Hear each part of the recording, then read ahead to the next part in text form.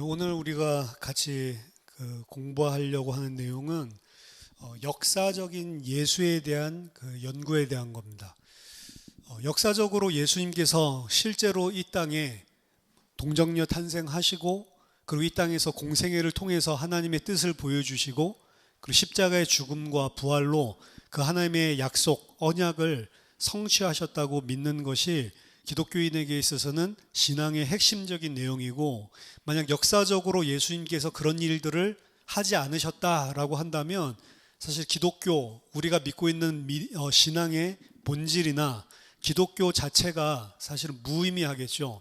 그래서 역사라고 하는 것은 기독교에 있어서 굉장히 중요한 것이고, 예수님이 실제로 이 땅에서 시간과 공간, 2000년 전이라고 하는 그 특정한 시간과 그리고 특정한 공간, 그 시대 속에, 역사 속에서 실제로 오셔서 행하시고, 그리고 이 성경에서 증거하고 있는 내용을 역사적으로 실제로 다 이루셨다라고 하는 것은 단순한 이야기가 아니고, 만약 이것이 역사적인 사건이 아니었다라고 한다면 우리가 믿는 것들 자체가 바울이 고백한 듯이 헛것이 되고, 어떻게 보면 기독교인이 가장 불쌍한 사람이 될 것입니다. 그래서 기독교인에게 있어서 역사성, 그리고 예수님께서 실제로 그 일을 하셨는지, 실제로 그 일을 역사적으로 이루신 것이 맞는지라고 하는 것은 사실은 어떤 부차적인 이야기가 아니고 가장 핵심적이고 본질적인 이야기라고 할 수 있습니다.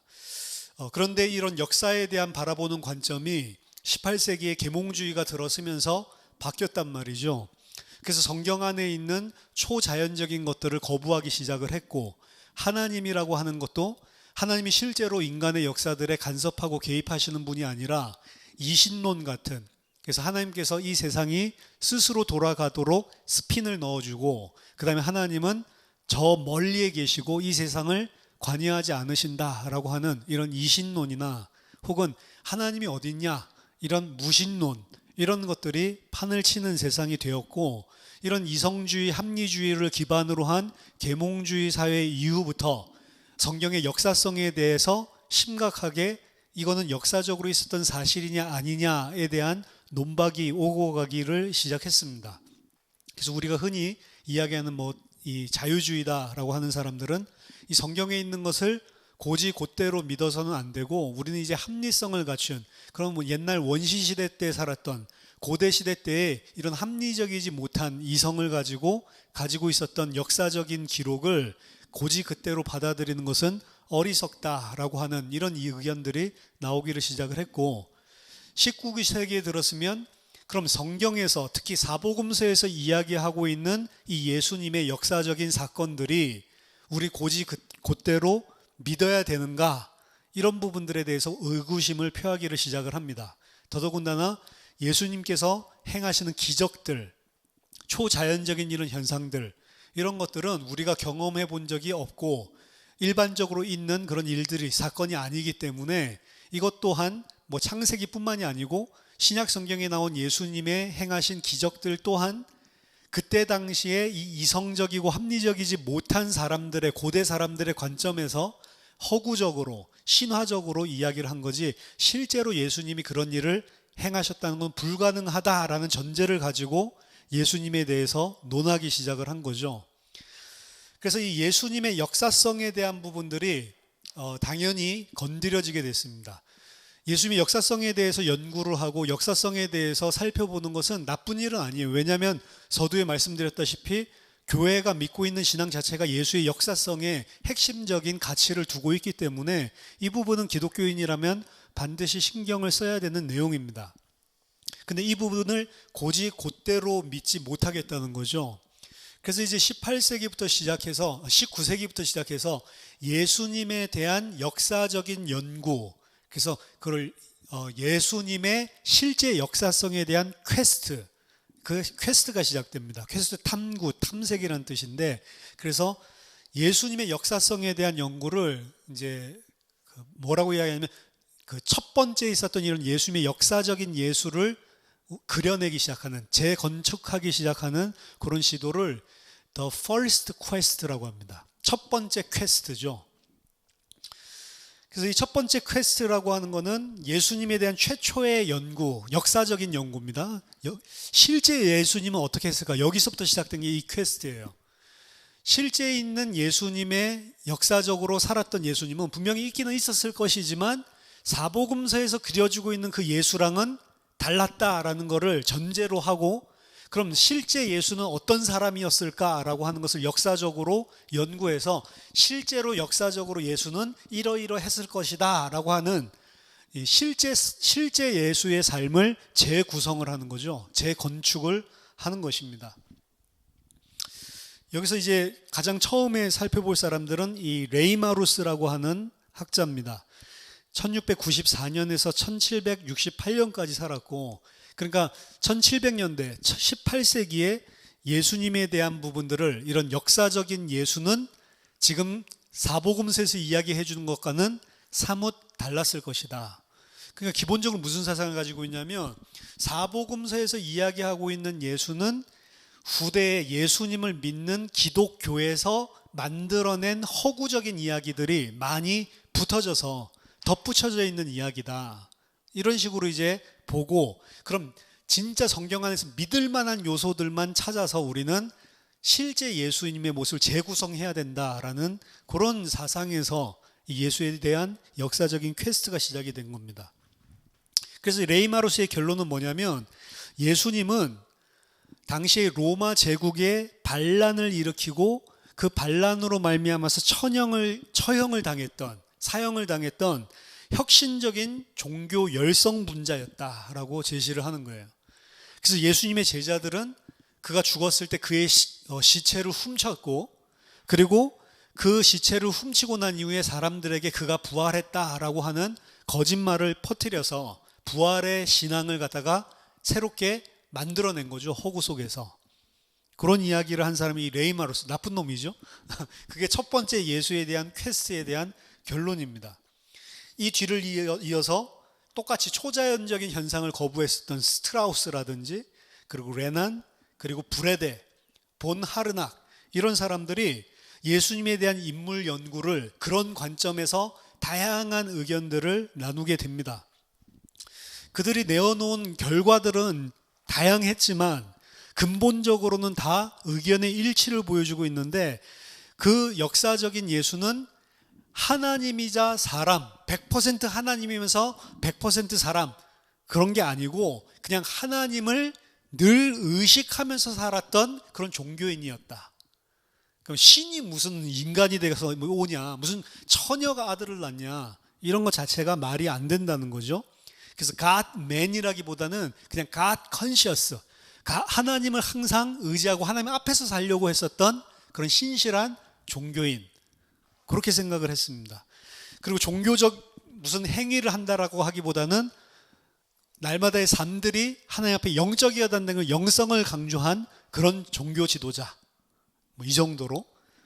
그리고 독일의 이제 철학가로서 이제 당대 유명했었던 헤겔과 칸트 같이, 어떤 헤겔이라고 하는 사람과 칸트, 그 양대 산맥 사이에 위치해 있는 이런 철학가, 예수님은 이런 정도로 묘사를 하는 거예요. 그러니까 당대에 있었던 그때 당시로서는 혁신적인 무슨 철학가, 사상가, 그리고 종교적인 무슨 제의식에 얽매이는 아닌 영성을 추구하고 하나님을 늘 의식하면서 하나님 앞에서 살았던 그런 지도자. 그러면서 정치적으로는 로마로부터 이스라엘 압제를 풀어내기 위한 반혁명군, 이런 식으로 예수님을 그려낸 거죠.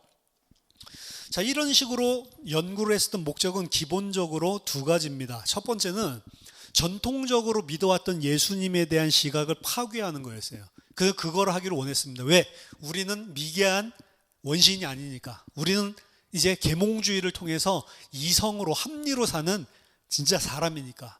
그걸 추구했던 게 이제 모더니즘이란 말이에요. 그래서 18세기, 19세기, 20세기 초까지 이런 사상이 팽배하게 된 겁니다. 그거 깨지게 된 게 이제 세계 2차 대전, 이런 것들을 계기로 깨지게 된 거죠. 아, 사람이 완전하지 않구나 라고 하는 것을 깨닫게 되지만, 약 200~300년 동안 엄청나게 이 사상이 팽배를 했었고, 그런 사상이 이제 성경을 보는 데에서도 그런 관점을 가지고 이전에 믿었던 것들, 이전에 신앙해왔던 내용들을 다 깨기 시작하는, 그래서 예수에 대한 부분도 정통적인 이런 시각들을 전부 다 깨는 거죠. 왜냐하면 전통적으로 예수님을 바라보고 있는 시각은 종교적인 교리에 불과한 것이고, 그리고 초자연적인 것이 너무 많아. 그걸 너무 믿고 있어. 말도 안 되는 그 비합리적인, 비이성적인. 그래서 그런 것들로 점철되어 있는 예수에 관한 거짓된 것이기 때문에 그걸 깨트리고 우리가 진짜로 지성인으로서 예수를 논해야 된다. 이게 이제 첫 번째 이유입니다. 그래서 정통적인 예수의 시각을 깨는 거예요.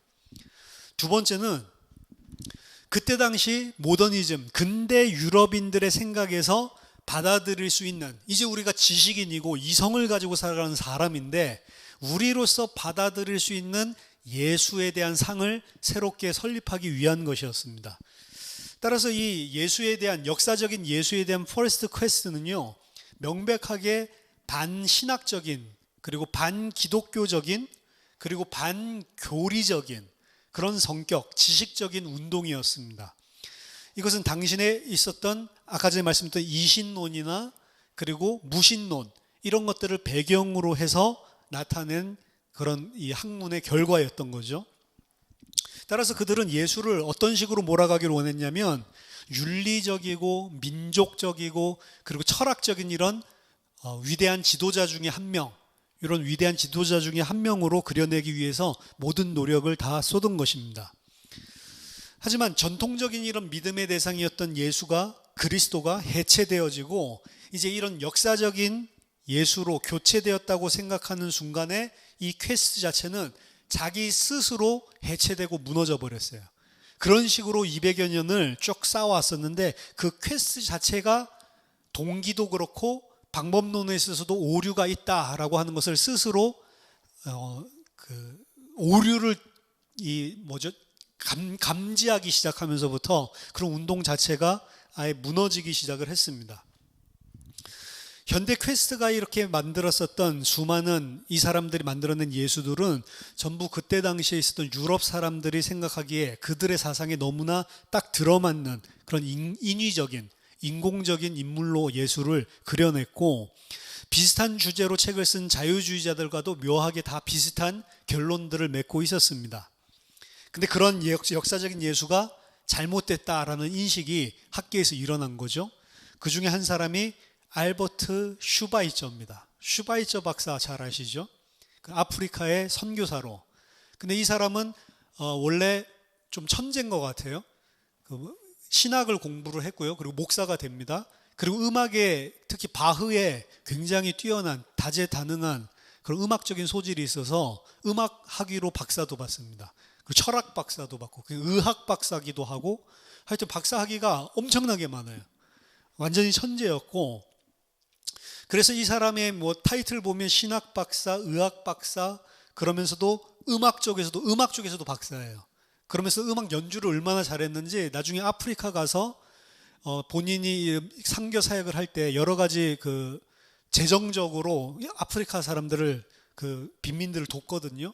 그렇게 할 때 어떻게 돈을 모았냐면 유럽 전역 다니면서 오르간 연주해가지고 거기서 나오는 것들, 그런 정도로 뛰어난 음악가였고, 그러면서 철학가고 선교사였고, 슈바이처가 이러한 퀘스트들에 대한 잘못을 지적을 했습니다.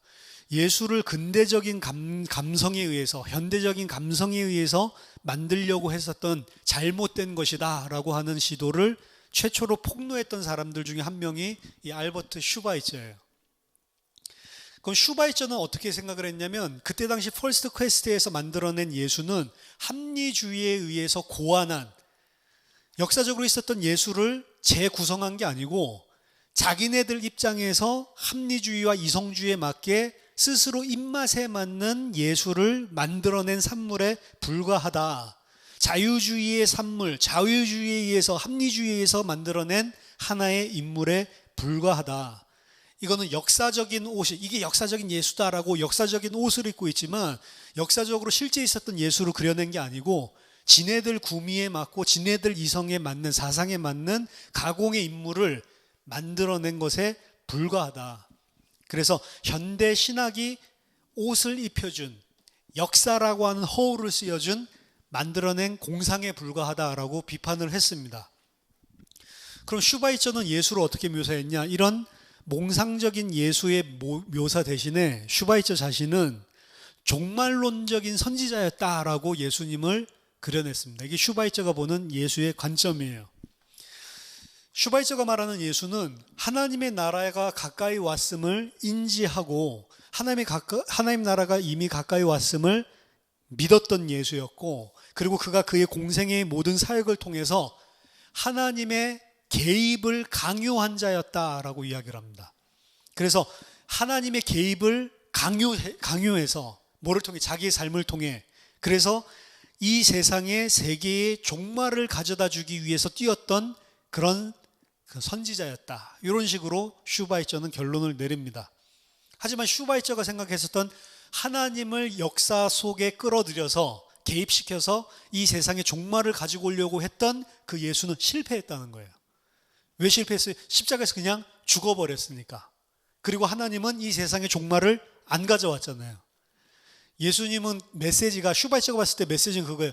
회개하라, 천국이 가까웠다. 이제 마지막이 왔다. 이 세상의 끝이 왔다. 근데 예수는 정작 그 하나님의 세상의 종말을 가져다 주지 못하고 죽음으로 끝나버렸다라고 슈바이처는 보는 거죠. 그래서 역사의 수레바퀴가 새로운 방향으로, 새로운 시대로 하나님의 개입을 통해 틀어지는 그 전환을 가져오는 것을 예수님은 원했지만 세상 자체의 그 수레바퀴는 그 전환을 거부했다라고 보고요. 그래서 예수께서 그 수레바퀴에 자기 자신을 던지고, 그게 십자가의 처형이죠. 자기 자신이 으스러져서 죽었다는 겁니다. 그래서 실패한 거예요. 실패했지만 그의 죽음을 통해서 수레바퀴를 완전히 새로운 전환을 하게는 못했지만 자기 자신이 죽음을 통해 그 수레바퀴에서 으스러져서 죽음으로 약간의 진로 변화는 가지고 왔다. 뭐 이렇게 보는 겁니다. 슈바이처가 나쁜 놈이에요, 사실은. 슈바이처가 우리가 뭐 박애주의자 뭐 이렇게 하는데 신학적으로 본다면 완전히 리버럴리스트입니다. 그래서 기독교에서도 뭐 위대한 신앙인처럼 막 슈바이처를 가르치고, 저 어렸을 때 그 위대한 인물처럼 막 미셔너리 하면 막 슈바이처 막 이렇게 하는데, 이건 그 자유주의적인 인본주의자고 박애주의자였지, 실제로 슈바이처가 이야기하고 있는 신학은 성경에서 말하고 있는 예수랑 완전 다른 예수를 이야기합니다. 그래서 이 수레바퀴에 으스러져서 약간의 변화를 시킨 것을 통해서 예수를 따르는 자들도 그렇게 살아서 약간씩 변화를 시켜야 된다는 거예요, 슈바이처 이야기는. 그래서 우리도 어떻게 살아야 돼요? 우리도 예수처럼 고난의 길, 구도의 길을 가는데 고난의 길을 가고, 우리 자신도 이 세상의 그 수레바퀴 아래에서 짓눌려져서 으스러져서 죽음을 통해, 그 고통, 고난을 통해서 예수께서 하신 것처럼 약간 그 수레바퀴의 진로를 바꿔나가는 삶을 그 예수를 따르는 자는 살아가야 된다라고 생각한 거예요. 그래서 슈바이처는 그 똑똑한 사람이 의학 박사도 받고 다 받았는데도 불구하고 아프리카 가서 그걸 생고생한 거예요. 왜요? 자기도 예수를 따르는 자로 으스러져서 죽음으로 그 종말을 가져다주는 그 선구자의 길을 똑같이 걸어가는 예수를 따르는 제자라는 거죠. 그러니까 그가 가지고 있는 신학 사상이 바로 그런 것입니다. 따라서 슈바이처는 혁명이 일어났을 때 전제 군주의 사진, 인물, 초상화를 학교에서 걷어내버리고 새로운 지도자의 것으로 교체를 한 것처럼 예수의 감성적인 그런 펄스트 퀘스트에 있었던 그런 묘사들을 무너뜨리고 그 대신에 자기 자신이 지금 그리고 있는 날카롭고 충격적인 예수의 새로운 그림을 세워 넣었습니다. 그가 말하는 그 예수는 뛰어난 선지자적인 천재였고 불가사의한 영웅적인 인물이었고 근대의 사람들과는 완전히 다른, 하지만 이상하게도 그를 따르는 자들을 자신과 같은 고난으로 따르게 만드는 제자들을 만들어내는 그런 일을 했었던 한 시대의 선지자였다, 이렇게 보는 거죠. 자, 슈바이처에 대한 이런 예수님의 세계 종말론적인 이런 관점으로 종말이 왔다라고 보는 관점은 슈바이처 당시에 있었던 사실은 그 견해였습니다. 왜냐하면 그때 세계대전이 1차로 2차로 터지고 세계의 종말이 가까웠다 이런 의식들이 있었기 때문에 예수를 볼 때 그 시대상을 가지고 사실은 본 거죠. 많은 사람들은 슈바이처가 이렇게 종말론에 집착을 하고 종말론적인 예수를 그렸던 이유가 에스라 사서나 에녹 1서 같은 외경이죠. 외경에서 유대인의 문헌의 영향을 많이 받았기 때문이다라고 이야기를 하는데 실제로는 그런 영향이 아니고 당시에 있었던 독일에서 2차 세계대전 이런 것들이 터지면서 종말론에 대한 개념이 팽배했을 때 그 팽배한 독일이 가지고 있었던 사상을 가지고 유대 문헌 속에서 그런 요소들과 비슷한 것들이 있으면 그 사상을 집어넣어서 이게 지금 유대인들이 1세기 때 가지고 있었던 거다라는 식으로 우리로 치자면 엑서제시스 성경으로부터 얻어낸 게 아니고 아이서제시스 성경 안에다가 내가 가지고 있는 사상을 집어넣어서 성경이 이야기하는 것처럼 그려냈다라는 거죠. 하지만 슈바이처가 예수님이 단순히 종교한 진부한 내용을 가르쳤다라기보다는 이 세계에 일어났고 곧 일어날 무엇인가에 대해서 선포했다라고 말한 점은 맞아요. 그게 예수님이 이야기한 종말과도 예수님 종말론적인 메시지 선포랑도 맞고 그런 일면에서는 맞는 부분들이 있습니다. 예수님이 했었던 메시지는 다 종말론적이었거든요, 사실은. 비슷하게 슈바이처와 비슷하게 조지 터렐은 이 아까 전에 말했던 퍼스트 퀘스트의 폰 하르낙을 비판했습니다. 하르낙이 본 그리스도는 천주교의 암흑시대였던 19세기를 통해 뒤돌아 본 것이지 그것이 단지 자유주의 개신교의 얼굴을 반영한 것에 불과한 것이지 실제 퍼스트 퀘스트에서 하르낙이 그려낸 예수는 가짜였다는 거죠. 따라서 퍼스트 퀘스트는 사실은 역사적인 예수를 찾는다라고 했지만 굉장히 역사성이 빈곤했고 내가 생각하는 예수를 그려내는 것에 머무르고 맙니다. 그리고 그 퍼스트 퀘스트는 결국에는 역사에 근거한 것이 아니고 내가 생각해서 가공으로 만들어낸 예수를 써놓은 거기 때문에 결과는 어떻게 나오냐면 그들 자신의 자서전을 써놓은 것과 비슷한 결과들을 낳게 됐다는 거죠. 내 자서전 써놓고 이게 바로 역사적인 예수다 이런 식으로 이야기를 했다는 거죠. 따라서 첫 번째 퍼스트 퀘스트는 곧 20세기에 이르러서 막을 내리게 됩니다. 하지만 이 첫 번째 퍼스트 퀘스트 이후로부터 약 100년 동안 그 이후로 지금 한 100년 흘렀거든요. 그때부터 이제 예수의 역사성에 대한 부분들에 대해서 주된 논의가 그때부터 시작이 되는 역할을 합니다. 그래서 예수의 전통이 어떻게 형성이 되었을까? 예수에 대해서 지금 우리가 성경을 통해서 기독교에서 이야기하고 있는 이 예수의 모습은 어떻게 형성이 된 것인가? 공간복음서와 요한복음의 차이점들이 좀 있거든요.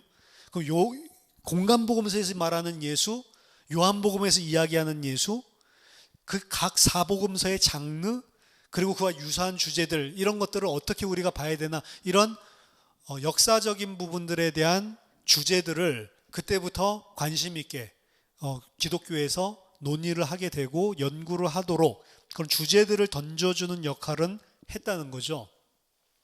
자, 퍼스트 퀘스트가 실패하고 끝난 이후에 이제 많은 사람들은 더 이상 역사적인 예수를 추구하지 않게 됩니다. 그 영향 가운데 신학자 중에 굉장한 양대 산맥 두 거장이라고 하는 20세기 기독교 신학의 두 거장, 자유주의자인데 루돌프 불트만이라고 하는 그리고 칼 바르트라고 하는 이 둘 다 싫어해요, 개혁주의에서는. 근데 이 두 사람이 20세기 신학에 있어서 진짜 지대한 영향을 미친 사람이거든요. 이 사람들은 역사적인 예수에 대한 퀘스트는 핵심을 놓치는 짓이다라고 해서 이 두 사람에게 지대한 영향을 주기 시작한 다음부터 이런 역사적인 예수를 재구성하는 퀘스트 자체가 없어집니다. 그래서 퍼스트 퀘스트 이후에 노 퀘스트의 시간이 찾아온 거예요. 불트만과 그리고 바르트에 의해서. 왜 그 사람들은 이 역사적인 예수를 재구성하는 것이 핵심을 놓치는 것으로 간주했냐? 방법론적으로 첫째로 그게 불가능하다라고 생각을 했습니다. 왜냐하면 복음서의 기자들은 육신적으로 역사적으로 있었던 예수를 기술하는 데 관심이 없었기 때문에 그들이 예수에 대한 기록을 남겼을 때 이미 오직 믿음의 대상으로서의 그리스도의 관점으로 기록을 했기 때문에 이 사복음서 안에 나온 예수의 행적을 가지고 그런 신학적인 관심을 제거하고 실제 팩트로 있었던 예수의 모습을 재구성해낸다는 것 자체가 불가능한 것이다 라고 이 사람들은 주장을 했습니다. 둘째로 더 나아가서 그 퀘스트는 신학적으로 부적절한 것이다. 왜냐하면 그 퀘스트 자체가 역사적인 증거에 대한 믿음이 하나님의 성경의 계시보다 더 믿고 있기 때문에 잘못된 것이다 라고 지적을 했습니다. 우선순위가 하나님이 준 계시에 우선순위를 두는 게 아니고 그 하나님이 주신 계시보다는 그 안에서 내가 싫어하는 요소들 다 벗겨내고 역사적인 사실에 더 우선순위를 두고 있기 때문에 그 작업 자체가 기독교인으로서 틀린 거라는 거죠. 따라서 이들이 주장하는 것은 성경이 우리에게 보여주고 있는 예수의 모습은 역사적인 예수가 아니고 교회가 선포한 믿음의 대상인 예수인 것이고 성경을 통해서는 그런 역사적인 예수가 아니라 하나님이 우리에게 계시하고자 하는 예수가 누구인지 그 메시지 그것 자체가 중요한 것이기 때문에 교회가 선포한 그 예수를 바르게 아는 게 성경의 목적이고 역사적인 예수는 필요치 않다라는 거죠.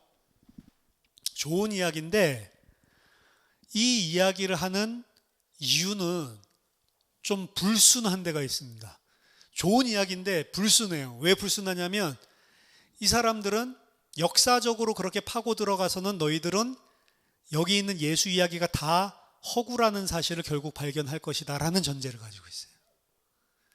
그러니까 여기서 이야기하는 예수를 성경이 이야기하는 신학적으로 믿음의 대상인 예수를 파헤쳐서 역사적으로 실제로 있었던 예수를 발견하게 된다면 그 예수와 이 성경이 그리고 있는 예수는 다르다라고 하는 기본 전제는 펄스 퀘스트 사람들이랑 똑같은 것들을 가지고 있는 거예요.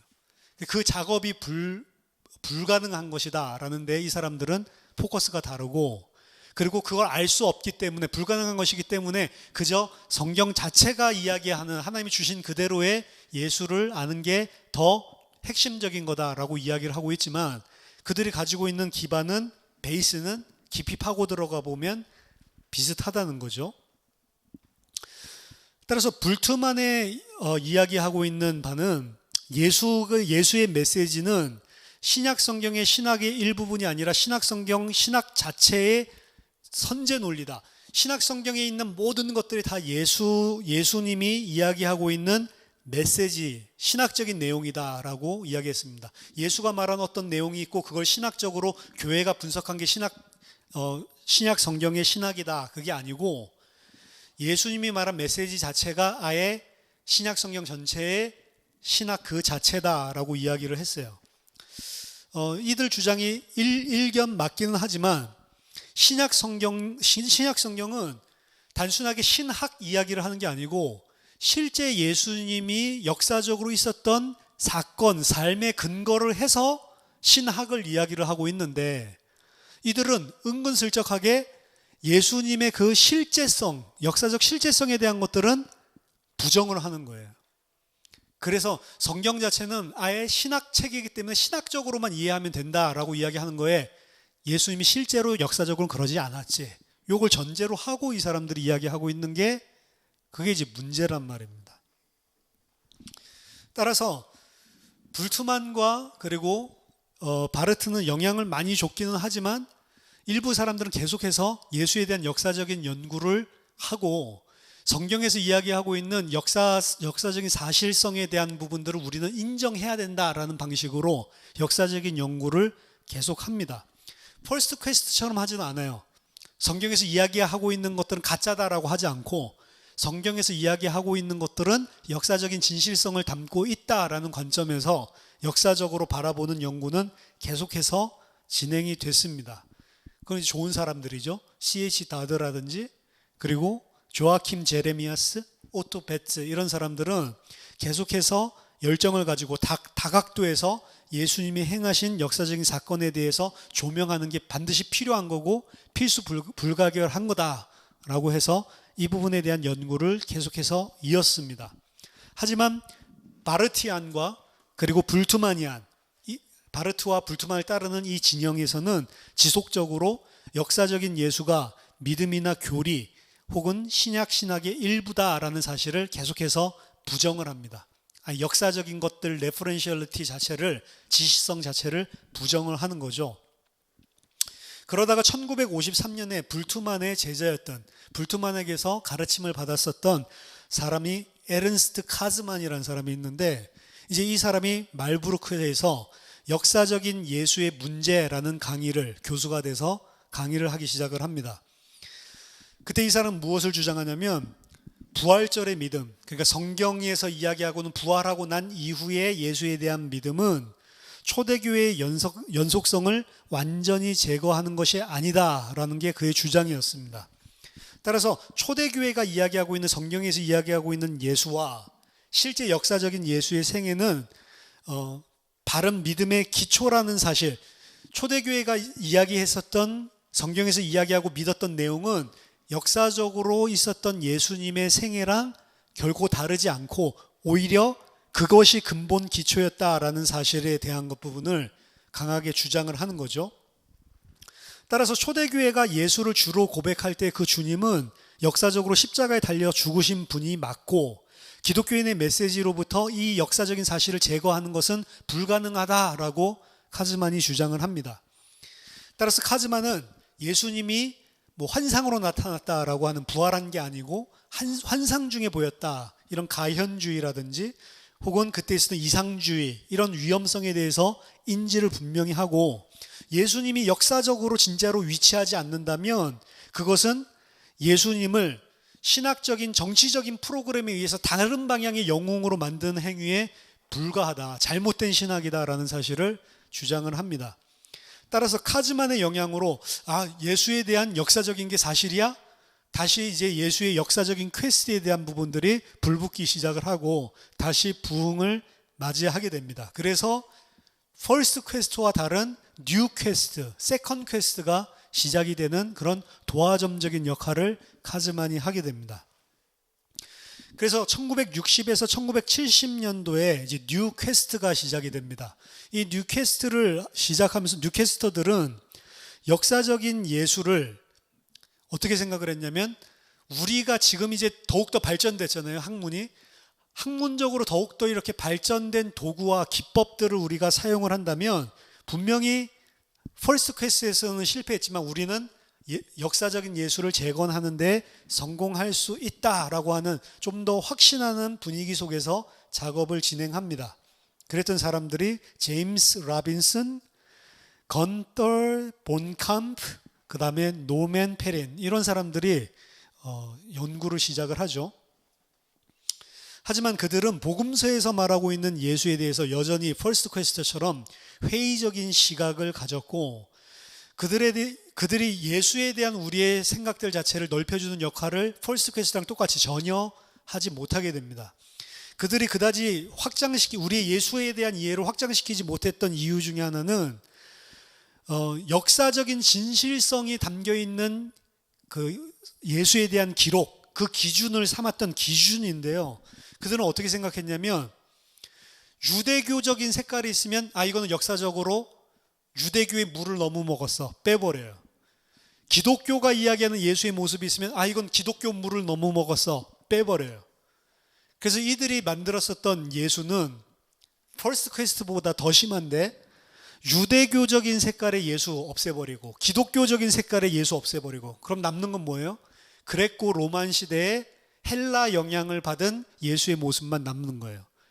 그 결과적으로 이 사람들이, 자기네들이 이 기준, 우리가 더 발전된 학문적인 기준, 이 도구들을 사용한다면 역사적인 예수를 훨씬 더 잘 그려낼 수 있을 거다라고 생각해서 만들어냈던 예수는 기존과도 완전히 틀리고 이상한 헬레니즘의 영향을 받은 그레코 로만 시대의 어떤 이상한 사람, 그런 그림을 그려놓고 이게 예수다라고 이야기를 하는 거예요. 근데 그게 누구에게 확신을 줄 수 있어요? 아무에게도 확신을 못 주는 거예요. 지네들 학계 안에서나 그렇게 생각을 하는 거죠.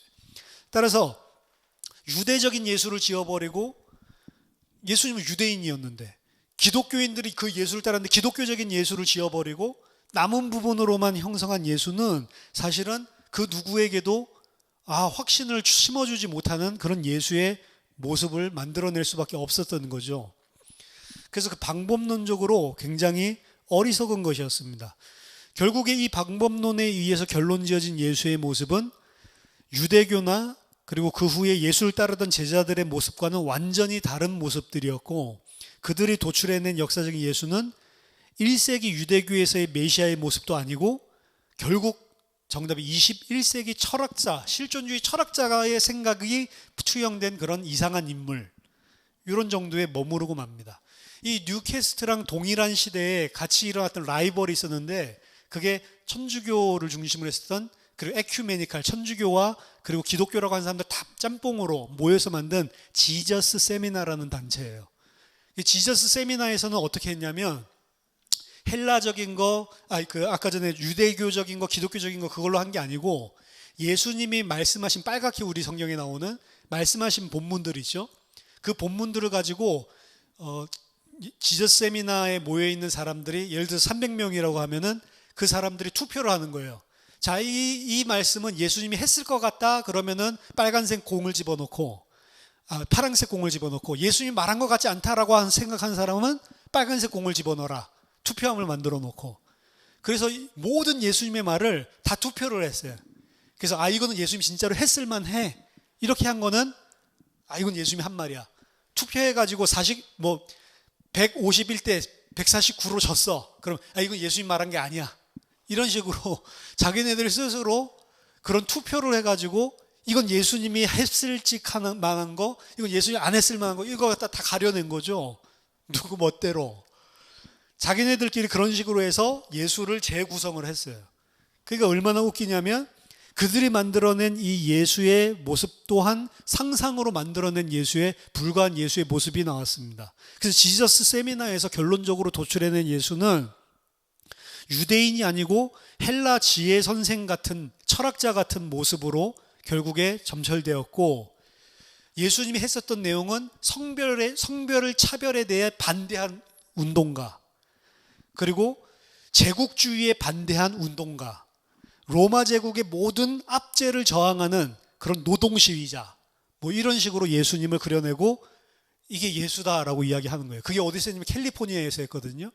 그래서 캘리포니아 사람들이 그때 당시에 가지고 있었던 사상, 예수님이 캘리포니아 사람처럼 만들어 버렸어요. 그러니까 이게 둘 다 똑같은 이야기죠. 퍼스트 퀘스트나 그래서 뉴 퀘스트나 사실은 퍼스트 퀘스트보다도 더 못한 게 제가 봤을 때는 이 뉴 퀘스트예요. 세컨드 퀘스트예요. 그래서 세컨드 퀘스트는 여러분들 그 지저스 크라이스트 슈퍼스타라고 하는 뮤지컬 아십니까? 거기서도 보면 예수를 이상하게 그리거든요. 그 예수님 아닌데 이게 지저스 세미나랑 거의 비슷한 거예요. 그래서 예수님이 성경에서 이야기하고 있는 어떤 역사적인 예수를 재구성을 하는데 지 멋대로 재구성을 하는 거죠. 이러한 사실들 때문에 비슷한 시기에 일어나게 된 게 그들과 완전히 다른 third quest, 세 번째 퀘스트가 일어나게 되는 겁니다. 세컨드 퀘스트들 하는지 보니까 퍼스트 퀘스트보다 더 가관이거든.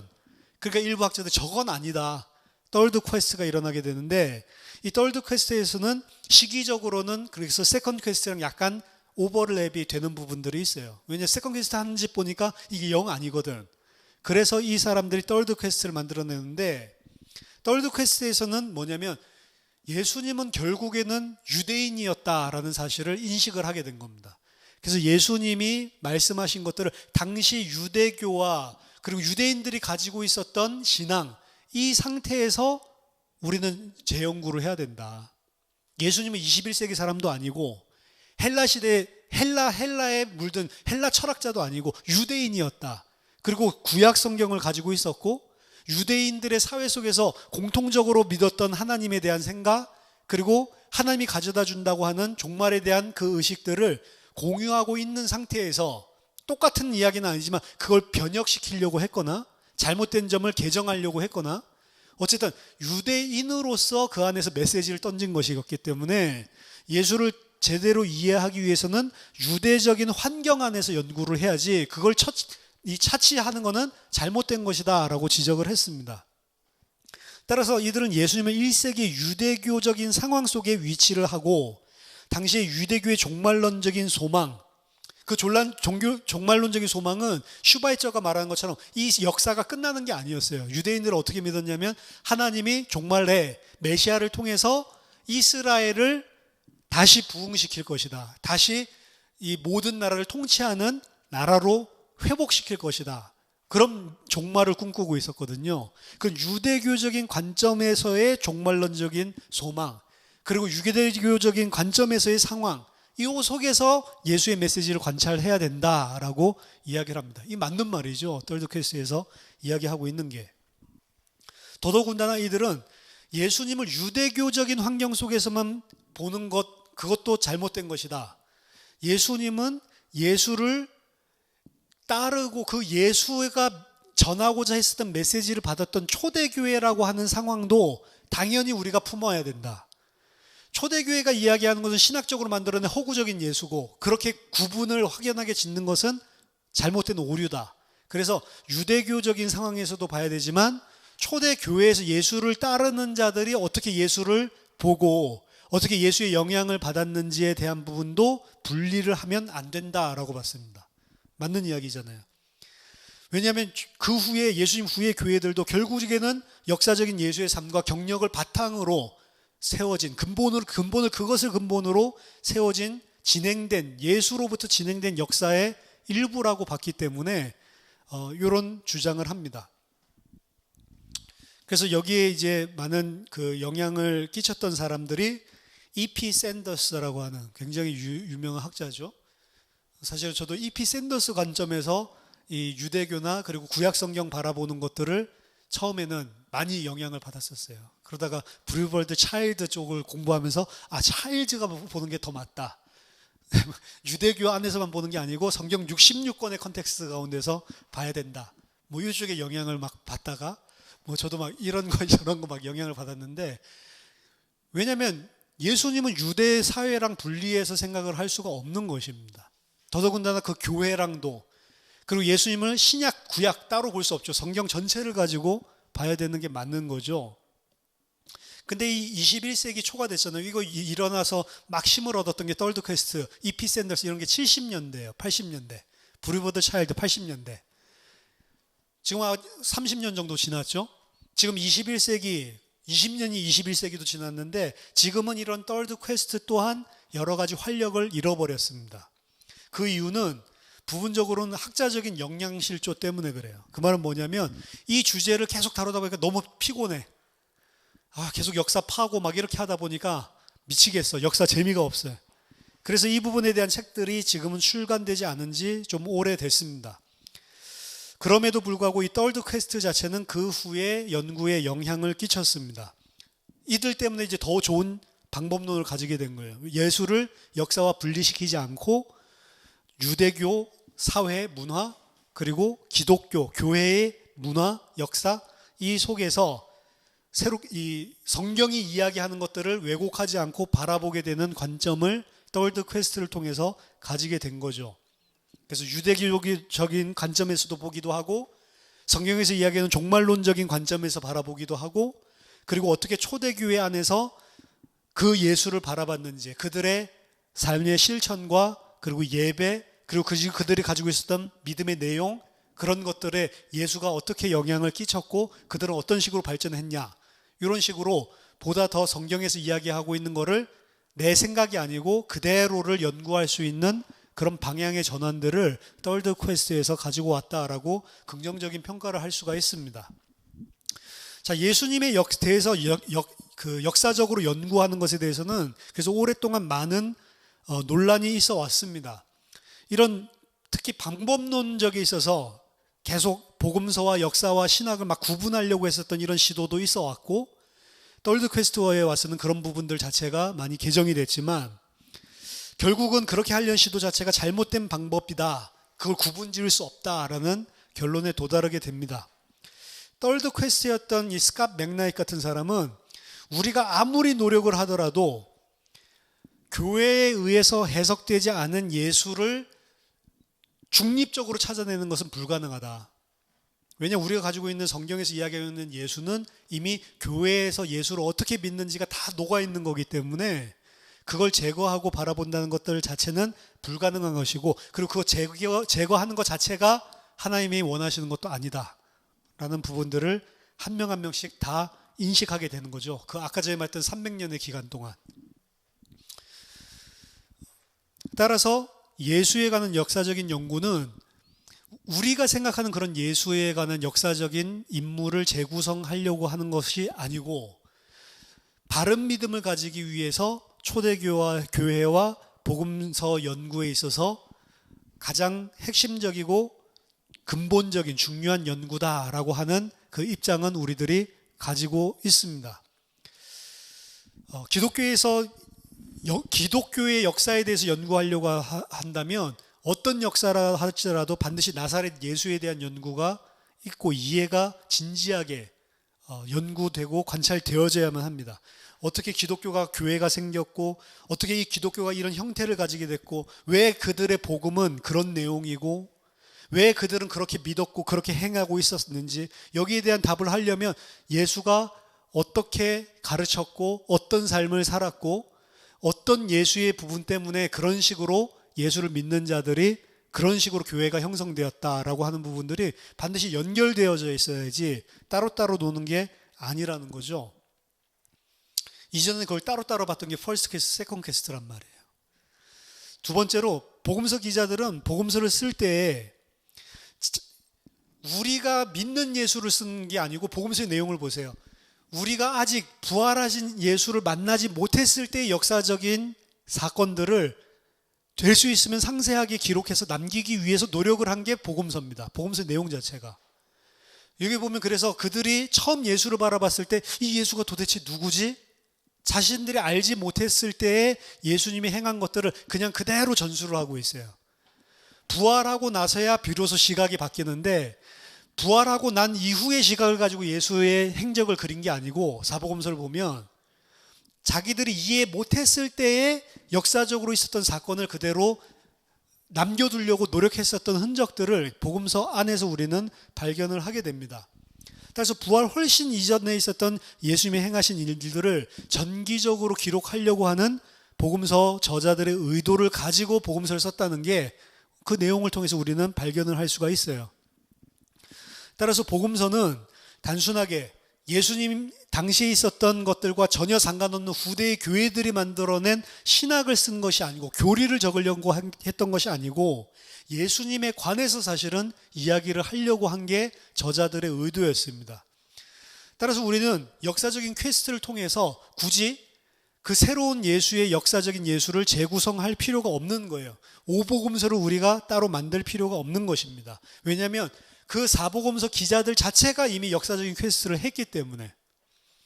그래서 그들이 봤던 그 예수, 그들이 기록으로 남겼던 역사적인 사실, 그것들을 통해서 1세기의 역사적인 관점을 가지고 그들이 무엇을 그들 자신에게 의미를 했는지를 역사적인 사실에 기초해서 쓰고 있는 게 복음서다라는 사실을 알 수 있습니다.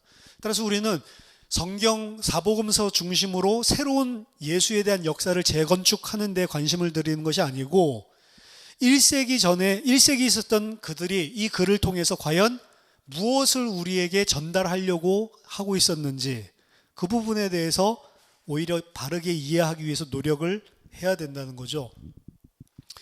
자, 우리가 성경을 대하면서 역사적인 관심을 제거하는 것은 잘못된 것입니다.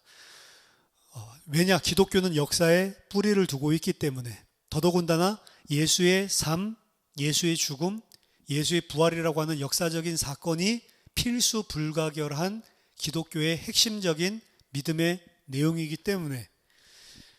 그래서 우리가 복음서를 대하면서 그 책의 역사적인 지시성에 대해서 이건 역사적인 사건을 진짜로 말하는 건 아니야, 이렇게 부정을 한다면 우리는 복음서가 의도한 대로 지금 성경을 읽는 것이 아닌 거예요. 왜냐하면 복음서는 예수님에 대한 증언을 역사적인 뿌리 가운데 진지하게 그대로 기록을 남기고 증언하고 선포하고 있는 책이기 때문에 그렇습니다. 마태복음, 마가복음, 누가복음, 요한복음, 바울서신서, 그리고 심지어 성경이 아닌 요세푸스, 그리고 사회 문서들, 그리고 다른 복음서들, 우리 성경 안에 말고도 뭐 도마복음이라든지 뭐 다른 복음서들이 있거든요. 다른 복음서들, 그 안에 있는 예수의 전통들, 초기에 있었던 많은 문헌들, 기독교 문헌들, 유대인 문헌들, 팔레스타인에 있었던 고고학적인 발견들, 그레코 로마안 시대의 역사, 그들의 사회, 경제, 패러다임, 이런 부분들 전체가 다 예수에 대해서, 성경에 대해서 바르게 이야기하기 위한 출발점이란 말이에요. 그런 것들을 무시할 수 없다는 거죠.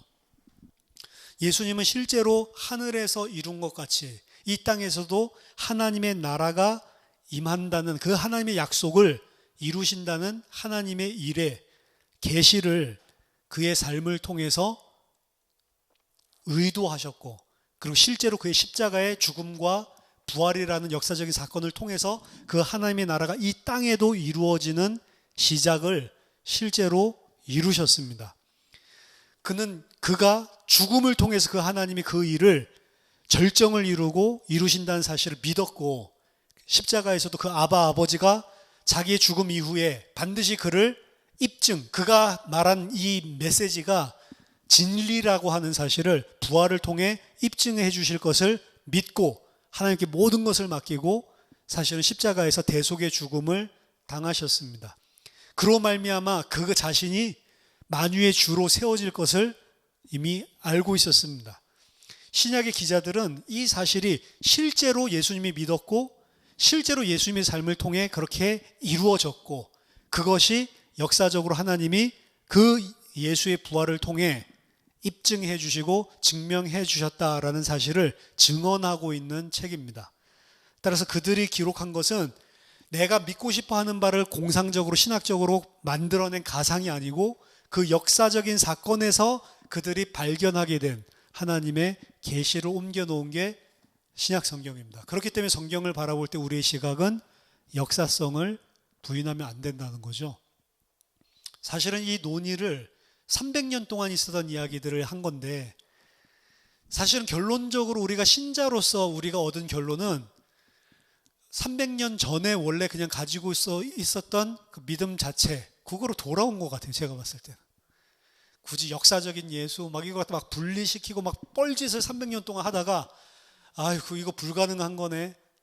성경은 원래 그렇게 기록된 게 아니네. 그냥 있는 그 사실이 역사에 기반을 둔 거고 그걸 통해서 신학적인 메시지를 주고 있는 것이지, 신학적인 메시지를 주기 위해서 역사를 왜곡하거나 이런 것들이 아니네. 성경 자체는 그렇게 기록된 게 아니네. 사실은 아까 전 18세기부터 막 이렇게 300년 동안 했는데 18세기 이전에 원래 그대로 생각했던 원점으로 돌아온 것 같아요. 이게 학문의 사실은 어떻게 보면은 미련함입니다. 왜냐하면 제가 박사학위 공부를 하면서 느낀 거는 뭐냐면, 박사학위를 받으려면 뭔가 새로운 이야기를 해야 돼요. 이전에 있었던 이야기를 해가지고 다 그 전에 한 이야기인데 그걸 가지고 박사학위를 줄 리는 만무하잖아요. 그러니까 신학자들이 공부하고 연구하는 거 보면 뭔가 이전에 말하지 않은 기발한 새로운 걸 이야기해내기 위해서 별짓을 다 하는 거예요. 근데 그게 과연 그 새로운 이야기가 무조건 나쁘다는 게 아닙니다. 새로 해낸 것이 진짜로 저거를 갖다가 아니까 더 우리의 신앙에 도움되고 이런 요소들도 있겠죠. 근데 99%는 그런 거라기보다는 그냥 신박한 이야기를 해서 박사학위 받으려는 것밖에 안 되는 이야기들이 많단 말이에요. 그러니까 좀 사실은 어떻게 회의가 있는 거죠. 저거 말하려고? 제가 옛날에 그 유전공학을 공부하려고 했었는데, 그때 유전공학 공부해서 인류의 식량 문제를 해결해야 되겠다. 뭐 이제 이런 생각을 하고, 그때 막 슈퍼 옥수수 뭐 이런 슈퍼 고구마 뭐 이런 것들 막 유행하고 있었기 때문에 이 아프리카의 기아 문제를 해결하기 위해서는 이 슈퍼 옥수수 같은 것들을 만드는데 그거 하면 유전공학이 필요하다라고 생각해서 유전자 조작된 그런 씨앗 이런 것들 만들려고 제가 했었거든요. 그래서 노벨상 한번 받아봐야 되겠다. 근데 그것들에 대한 회의를 가져오게 된 게 뭐냐면, 그렇게 해서 노벨상 받는 사람들의 삶을 보면 일평생 그 분야에 다른 것 가족도 다 팽개치고 하여튼 그거에만 미친 사람들이 사실은 받거든요. 너무 천재라서 그냥 별로 그런 데 관심도 없는데 받는 사람, 그런 사람들 별로 없고, 너무 천재라도, 그래서 약간 그 연구 많이 하는 사람들 만나보면 약간 일반 대화가 안 돼. 우장춘 박사 아시죠? 유명하잖아요. 뭐 씨 없는 수박. 근데 우장춘 박사는 죽었지만 우장춘 박사의 수제자는 살아 있었다고요. 제가 그 흥농종묘 거기에 실습하러 한 달 동안 가서 농사 일을 했는데, 그때 이제 그분을 만났단 말이에요. 근데 외모를 보면 언제 알버트 슈바이처야. 아니면 그 백투더퓨처에 나오는 그 박사 있죠. 머리 하얘가지고 막 이렇게 막 엉켜져 있고 막 머리 제대로 감지도 않은 것 같아. 완전 똑같아. 그런 사람이에요. 외국 사람 같기도 하고 머리가 완전히 하얀데 하여튼 외모 관리 이런 것들 하나도 안 해. 근데 이 사람이 그때 나이가 80대였던 것 같은데 매일 연구를 해요. 매일 연구를 하는데 저를 보면 부러워 죽는 거예요. 와, 너 젊으니까 좋겠다. 지금 이거 공부할 것도 많고, 이거 새로운 유전학 이거 뭐 너무너무 공부하고 싶은데 자기 늙었다는 거예요. 이제 이거 몇 년 더 공부 못하고 죽겠구나. 이런 생각하면 한숨이 푹푹 나온다고. 그래서 막 우리를 부러워하더라고요. 근데 제가 그 사람 봤을 때, 야, 저런 사람들이 노벨상 받는 거구나. 이런 생각이 들더라고요. 근데 하나도 안 부러워. 아, 왜 인생 저렇게 살지? 이런 생각이 들더라고요. 그 사람은 막 생을 들여가지고 막 너무 재밌겠다 이러면서 막 공부하고 연구하고 막 거기에 온 생을, 결혼도 안 했어요. 거기다 온 생을 다 쏟는데 내가 봤을 때는, 야, 저 행복할까? 그럼 나도 저렇게 해가지고 노벨상 타는 거야? 이런 생각들 들더라니까요. 그래서 노벨상도 안 받아봤지만, 아, 이거는 아니다. 근데 신학 공부를 하면서 본 것도 비슷한 거였어요. 신학 공부를 하고 박사를 받기 위해서는 뭔가를 써내고, 왜 박사 돼야 되는 줄 아세요? 박사 돼야 교수 되니까.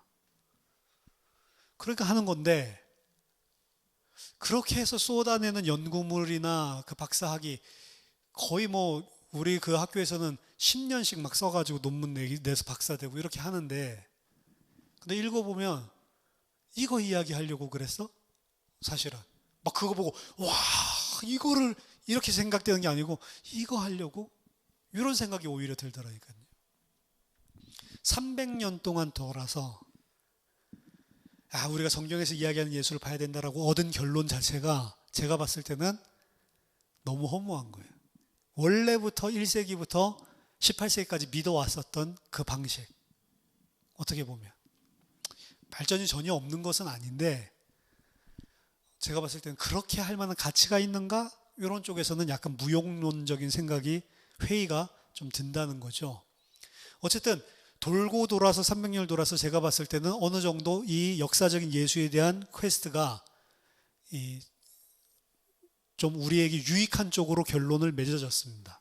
예수를 그런 1세기의 실제적인 역사 속에 있었던 그런 인물로, 그리고 그런 영향들 속에서 그가 말한 메시지를 재평가하고, 그리고 그것들이 어떻게 후대에게 교회에 영향을 주었는지를 역사적인 사건으로 봐야 정확하게 파악할 수 있다라고 하는 너무 지극히 당연한 결론을 내온 거죠. 물론 그런 학문들 때문에 이전에 잘못 가졌던 예수님의 메시지나 이런 부분들이 밝혀진 부분도 많이 있습니다. 왜냐? 유대 사회를 전혀 이해하지 못하고 예수님이 이야기했던 것을 잘못 오인했었던 것들, 그리고 예수님이 이야기했을 때 당시 유대인들은 어떤 충격을 받았을까, 이런 것들을 잘 몰랐는데 그런 부분들을 이해하고 보니까 야, 이건 완전히 그들의 핵심을 때리는 메시지구나. 이런 부분들을 잘 이해하게 된 부분들, 긍정적인 부분들, 발전한 부분들은 있죠. 어쨌든 돌고 돌아서 왔습니다. 우린 기독교인으로서 서두에 말씀드린 것처럼 역사를 배제할 수 없어요. 예수님의 역사성을 제외하고는 우리의 믿음도, 그리고 교회 자체도 헛것입니다, 사실은. 그리고 성경 자체가 그 역사적인 사실이 실제로 있었던 그 일이 베이스가 돼서 기록이 된 것이기 때문에, 그 역사가 없었다라고 한다면 성경이 전하는 내용 자체는 이미 그 뿌리부터가 비진리입니다. 비진리. 그렇기 때문에 우리는 역사적인 부분들에 생각을 해야 되고, 그리고 성경을 바르게 이해하기 위해서는 아까 전에 쭉 말씀드린 그런 역사적인 내용과 문헌들과 시대적인 맥락, 이런 것들을 잘 이해하고 본문을 이해하는 것이 중요하다. 예수에 대해서 연구할 때도 마찬가지다. 왜? 예수는 허공에서 뚝 떨어진 그런 신이 아니고 100% 신이면서 100% 인간으로 우리를 살리기 위해서 이 땅에 오신 구원자이기 때문에 역사 속에서 제대로 이해를 하는 것이 중요하다. 이렇게 결론을 맺겠습니다. 그래서 역사적인 연구, 예수에 대해서. 그래서 지금 이제 오늘부터 이야기하는 게 큰 세 번째 파트인데, 예수에 대해서. 그래서 그 예수를 통해서 어떻게 하나님은 승리를 얻어냈는지, 이 부분에 대해서 하나하나 좀 살펴보는 그런 시간들을 앞으로도 가지겠습니다. 제가 기도하고 마치도록 하겠습니다. 기도하겠습니다. 하나님 아버지, 은혜를 감사드립니다. 저희들이 성경에 있는 사실들을 하나님께서 우리에게 의도하신 대로 정확하게 이해하고 또 그 사실들을 믿는 믿음의 사람들이 다 될 수 있도록 하나님 이 시간을 유익하게 하시고, 또 이 시간을 통해 우리가 예수님을 잘 이해하고 성경에 있는 예수님을 잘 바라보고 제대로 믿는 믿음의 사람들이 될 수 있도록 은혜를 베풀어 주시옵소서. 예수 그리스도 이름으로 기도하옵나이다.